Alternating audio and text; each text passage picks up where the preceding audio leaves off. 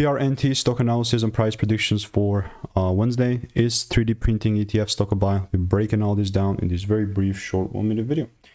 Genuinely, just looking at this, well, yeah, it's tough for me to just pull and start buying or selling randomly. It's nothing is going to be random. But for me, if I zoom out, I just have a very decent understanding from where we are. And currently, I'm not even going to lie, it's a bearish range. It's not going to be a bearish range if the price breaks above 23.30. And in the meantime, this could be like even the perfect setup for a sell side. But in order for me to be bullish, and that's the only thing that I care about, is if there is a shift here.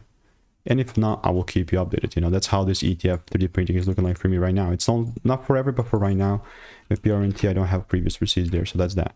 If you want to stay tuned and get my free money-making emails and insights, click the first link in the description. Obviously, we'll continue to keep you updated.